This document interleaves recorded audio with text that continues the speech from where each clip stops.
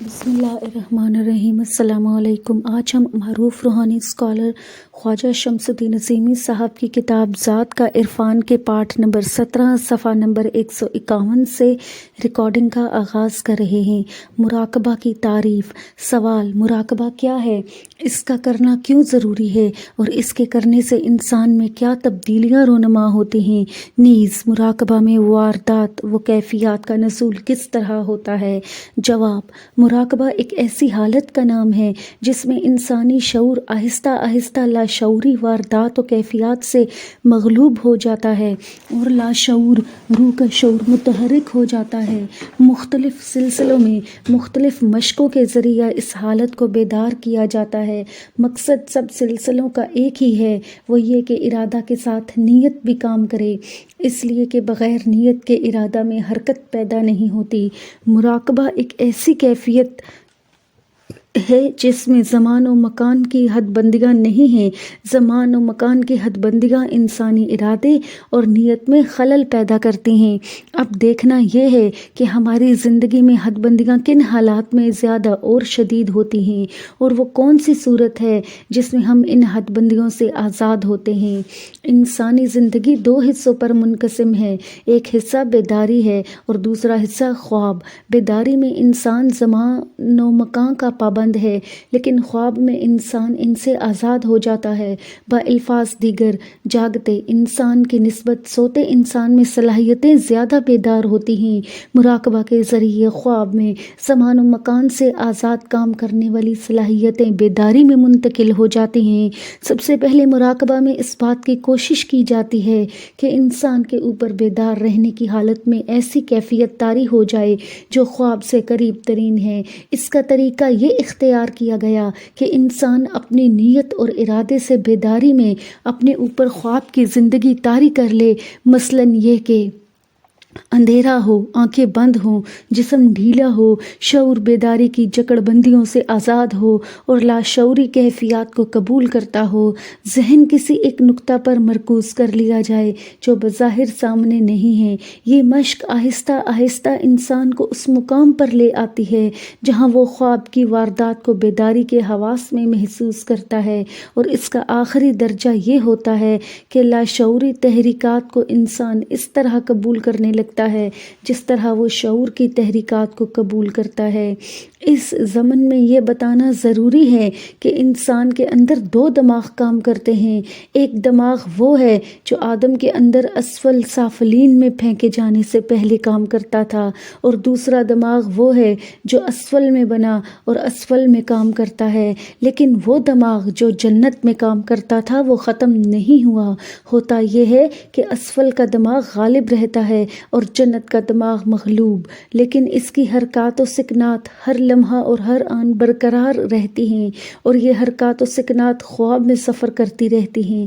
لیکن مراقبہ کے ذریعے خواب کے حواس جب بیداری میں منتقل ہو جاتے ہیں تو صورتحال الٹ جاتی ہے، یعنی اسفل کا دماغ مغلوب ہو جاتا ہے اور جنت کا دماغ غالب آ جاتا ہے۔ لیکن اگر اسفل کا دماغ معطل ہو جائے تو انسان کے اوپر جذب طاری ہو جاتا ہے۔ یہی وجہ ہے کہ اس راستہ میں سفر کرنے والے سالک کو استاد کی ضرورت پیش آتی ہے، ایسا استاد جو اس راہ میں سفر کر کے منزل رسیدہ ہو اور وہ اس بات سے کما حقہ واقف ہو کہ سالک کی ذہنی استعداد کیا ہے اور وہ جنت کے دماغ کی تحریکات کو کس حد تک قبول کر سکتا ہے۔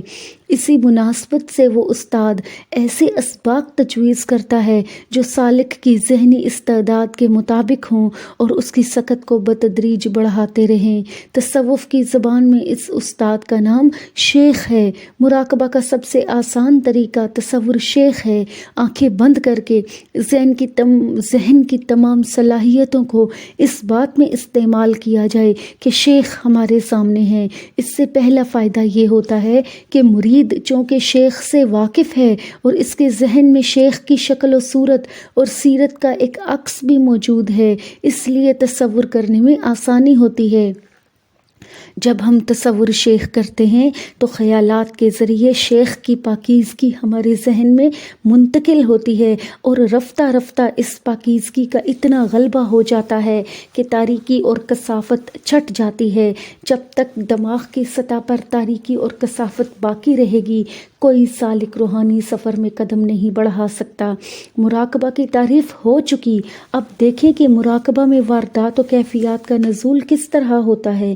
یہ دو طرح سے ہوتا ہے۔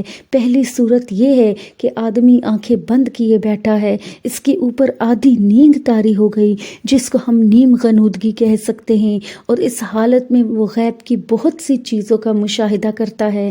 دوسری حالت میں وہ آنکھیں بند کیے بیٹھا ہے لیکن اس کے اوپر نیند طاری نہیں ہوتی، آنکھیں بند ہیں اور وہ غیب کی چیزوں کا مشاہدہ کر رہا ہے۔ اس کیفیت کا نام اصطلاحی درود ہے۔ جب کوئی شخص اس کیفیت سے پوری طرح آشنا ہو جاتا ہے تو پھر درود کی حالت میں اس کی آنکھیں کھلنے لگتی ہیں، اور کیفیت یہ ہوتی ہے کہ وہ ہر چیز بند آنکھوں سے دیکھ رہا ہے۔ آنکھوں پر ایک دباؤ پڑا اور آنکھیں کھل گئی۔ رفتہ رفتہ یہ حالت اسی درجہ غالب آ جاتی ہے کہ اس کو آنکھیں بند کرنے کی ضرورت پیش نہیں آتی، اور وہ اپنے ارادہ کے ساتھ جہاں دیکھنا چاہتا ہے دیکھ لیتا ہے۔ اس کیفیت کا اصطلاحی نام کشف یا مکاشفہ ہے، لیکن اس حالت میں انسانی شعور کافی حد تک معطل اور دبا ہوا رہتا ہے۔ یعنی جب اس کے اوپر یہ حالت وارد ہوتی ہے تو ماحول سے اس کا تعلق منقطع ہو جاتا ہے، اور جب اس کیفیت سے باہر آتا ہے تعلق بحال ہو جاتا ہے۔ مکاشفہ کی صلاحیت پوری طرح بیدار ہو جانے کے بعد ذہن ایک نئی کروٹ لیتا ہے اور انسان کھلی آنکھوں سے دور دراز اور پس پردہ چیزوں کو دیکھنے پر قادر ہو جاتا ہے۔ پس پردہ چیزیں بھی دیکھتا ہے اور شعوری حواس میں بھی رہتا ہے۔ مطلب یہ کہ شعوری حواس میں وہ باتیں کر رہا ہے، کھا رہا ہے، چل رہا ہے اور مشاہدہ بھی کر رہا ہے۔ تصوف میں اس کا نام مشاہدہ ہے۔ یہ مشاہدہ ہی ہے جو انسان کو درجہ بدرجہ وہاں لے جاتا ہے جہاں وہ عرفان صفات کے علم سے متصف ہو جاتا ہے۔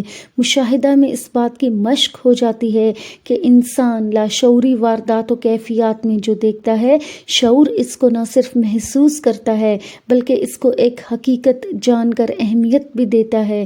نتیجہ میں لاشعوری اور شعوری کیفیات میں ایک توازن قائم ہو جاتا ہے۔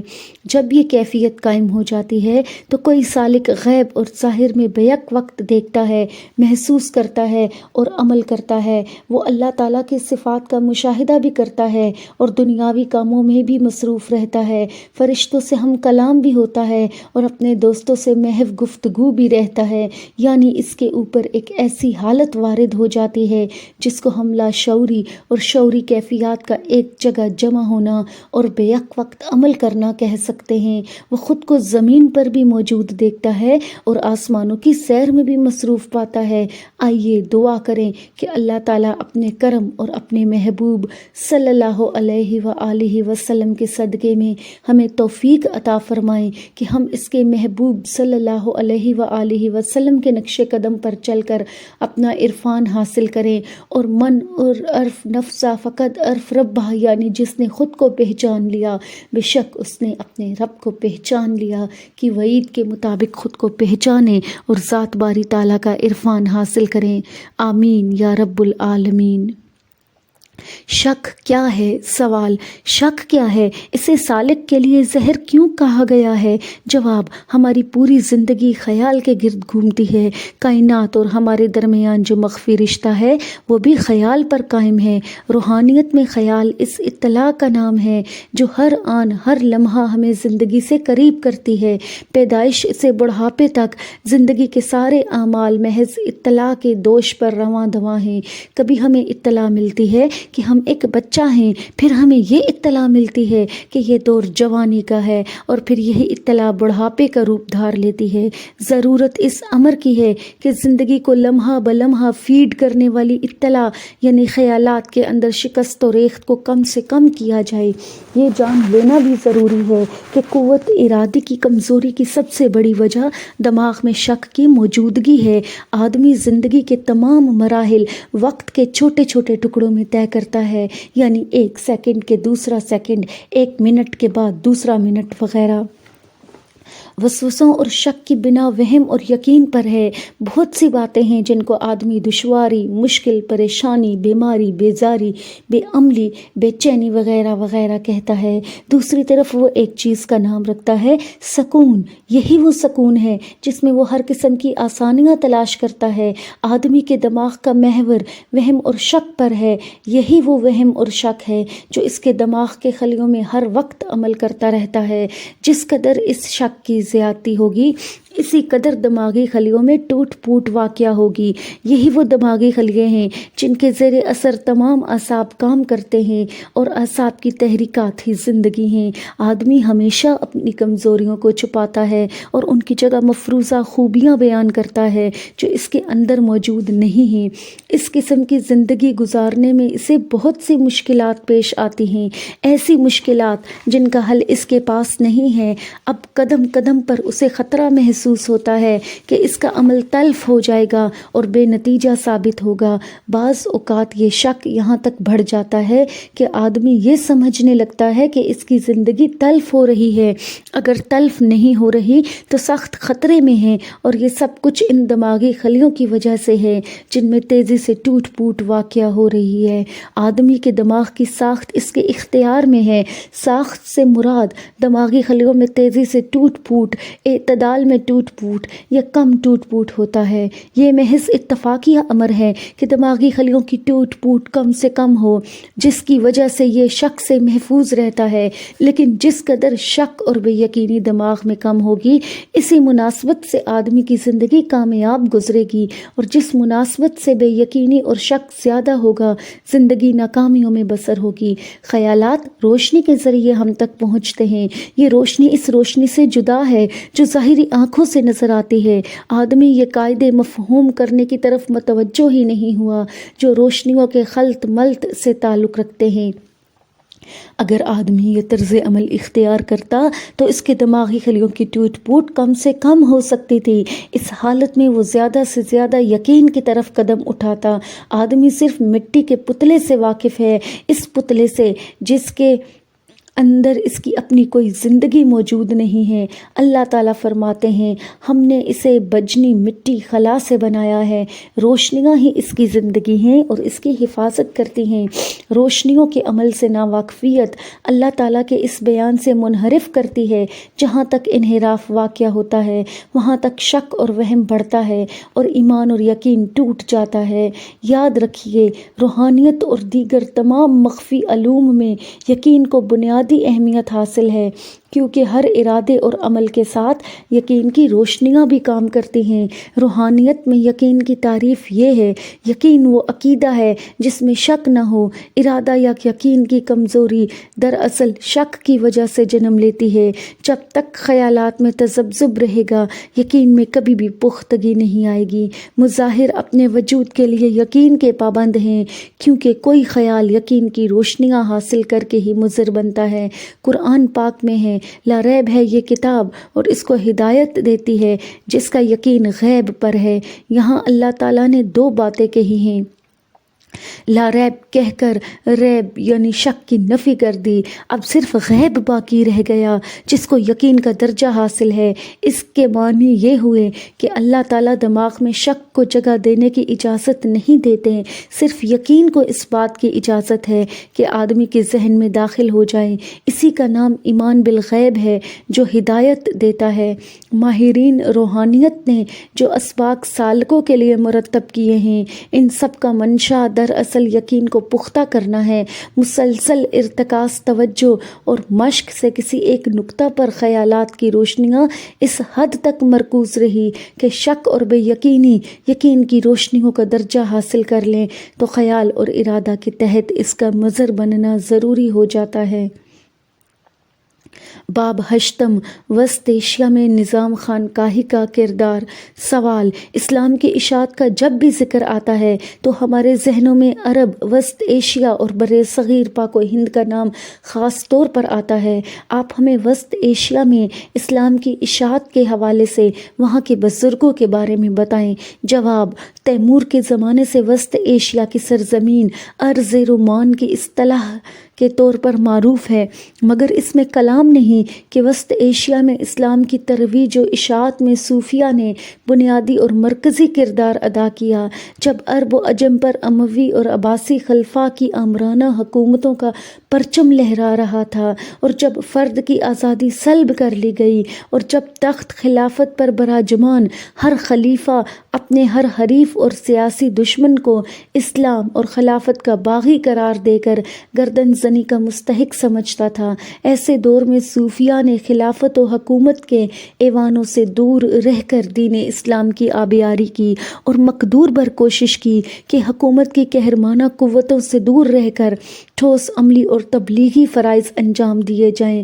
صوفیہ کے مختلف قافلے مختلف ادوار میں دنیا کے کونے کونے پہنچے اور اپنے مصالحانہ اور مخلصانہ کردار سے اسلام کی حقانیت کو گمراہ لوگوں کے دلوں میں مرکوز کیا، اور یوں انہیں اسلام کی روشنی سے منور کرتے ہوئے اس وسیع حلقے کی ایک مضبوط کڑی بنا دیا، جہاں عزت اور احترام کا پیمانہ رنگ و نسل اور خاندانی وجاہت نہیں بلکہ اصل پیمانہ کردار اور تقویٰ ٹھہرا۔ وسط ایشیا کے کوہ دامن میں اسلام کا جو نور پھیلا، وہ بھی انہیں صوفیاء کرام کی مساعی جمیلہ کے طفیل ہوا۔ صوفیہ کی خانقاہیں صدیوں تک علم و عرفان کے مراکز کا کردار ادا کرتی رہی۔ خیوا، سمرقند، بخارا، نشاپور ایسے شہروں کا شہرہ دور دور تک پھیلتا چلا گیا۔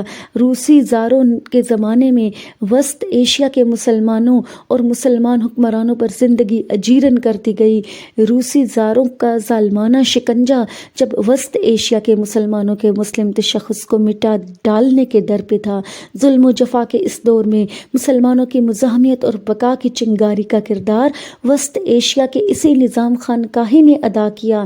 1917 کے کمیونسٹوں کے خونی انقلاب نے وسط ایشیا کی اجتماعی زندگی کو تہہ و بالا کر دیا۔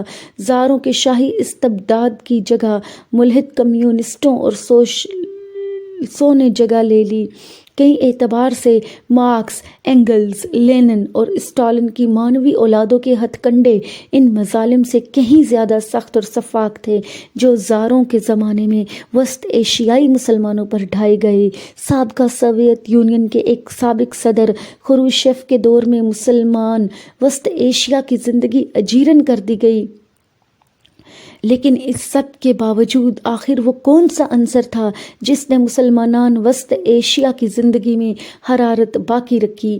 اس سوال کا جواب ڈھونڈنے کے لیے مغربی ماہرین نے سیاحوں کے روپ میں سوویت یونین کے ٹوٹنے سے قبل سوویت روس کا دورہ کیا اور عمیق نظروں سے اس کا کھوج لگانے کی کوشش کی۔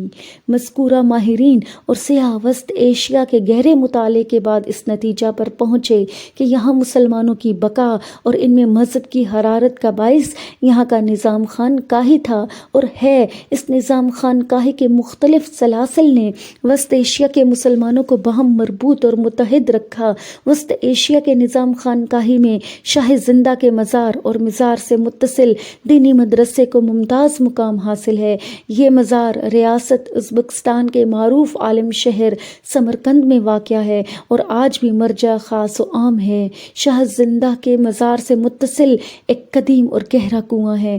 روایت یہ کہ شاہ زندہ جب اسلام کی تبلیغ اور اشاعت کے لیے یہاں آئے تو ان کے ہمہ دم پھیلتے اثرات سے منفی تاثر لے کر مقامی کرداروں سے جھگڑا ہو گیا۔ رفتہ رفتہ اس جھگڑے نے باقاعدہ جنگ کی شکل اختیار کر لی۔ شاہ زندہ اپنے مٹھی بھر مریدان سے ان کا مقابلہ کرتے رہے۔ ایک خون ریز جنگ میں جب سبھی مرید جان سے ہار گئے، شاہ زندہ اپنے حجرے سے متصل اس کنویں میں اس طرح آرام سے اتر گئے جیسے سیڑھیوں سے اتر رہے ہوں۔ اس کے بعد وہ کبھی نظر نہ آئے۔ ان کا اصل نام قاسم ابن عباس تھا۔ قاسم ابن عباس شاہ زندہ کہلائے جاتے ہیں۔ شاہ زندہ کے مزار پر ازبکستان کی وسیع آبادی کے زائرین کا ہر وقت جمگھٹا لگا رہتا ہے۔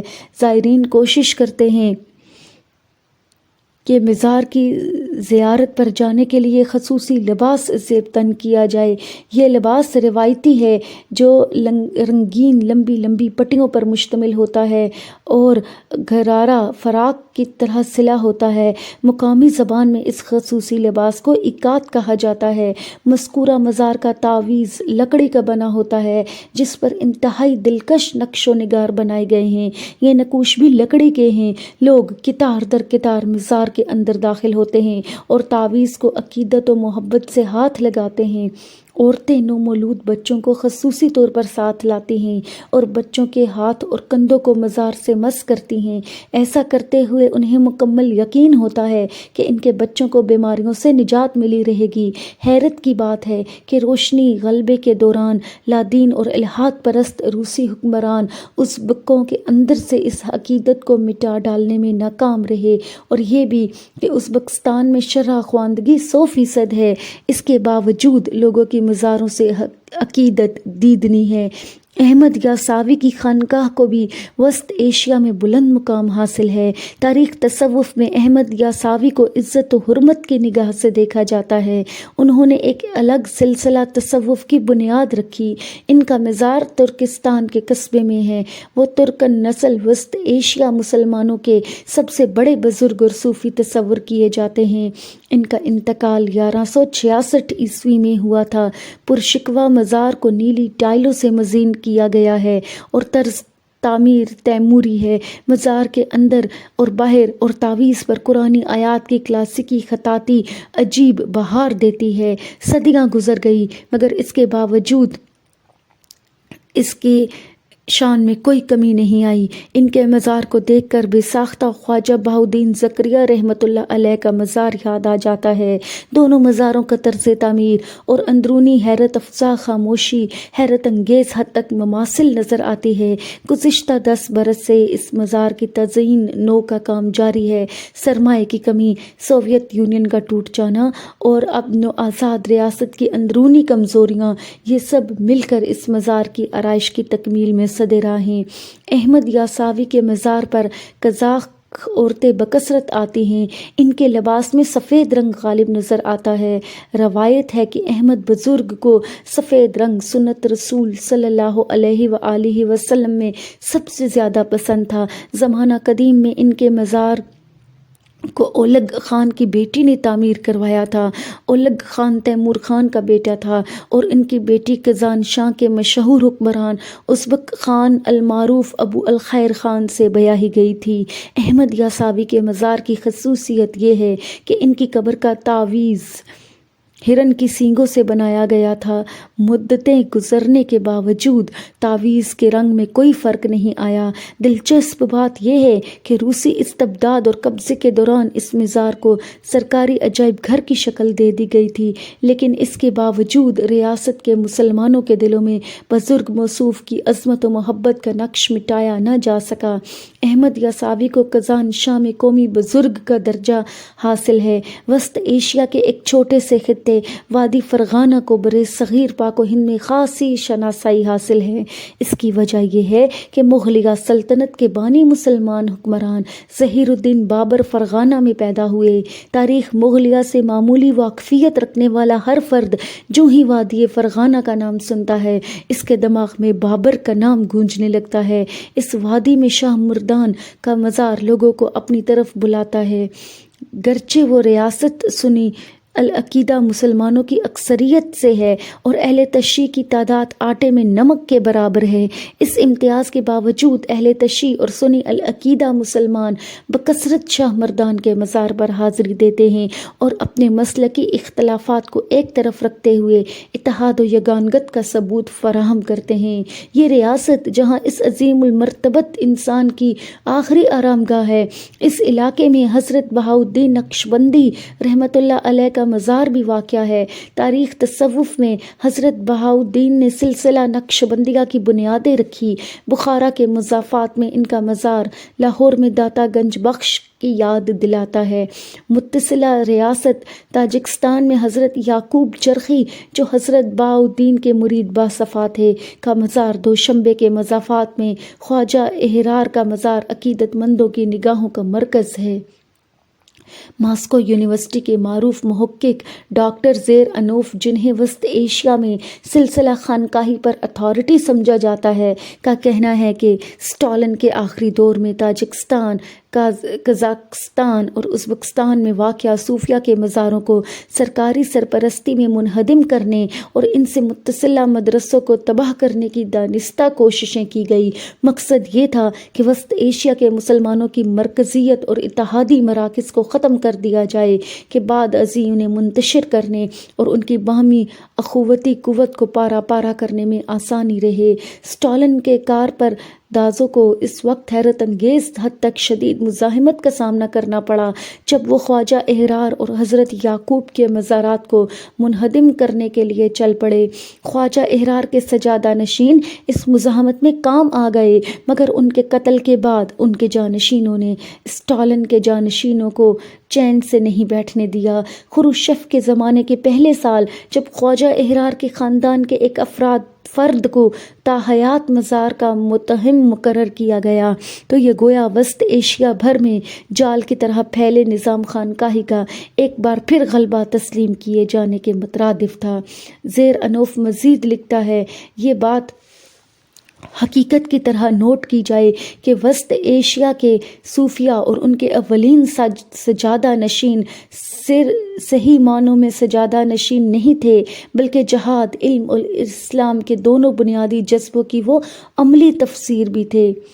مسٹر زیر انوف کے مذکورہ بالا بیان کی تصدیق ایک اور روسی محقق جی پی زنیساروف کی تازہ ترین کتاب خوارزمین لیجنڈز میں بھی کرتی ہے۔ خوارزم کے علاقے میں، خصوصاً دریائے آمواز کے زیریں علاقے میں، سلطان اویس بابا، جنہیں مختصراً سلطان بابا کہا جاتا تھا، کا مزار خاصا شہرت یافتہ ہے۔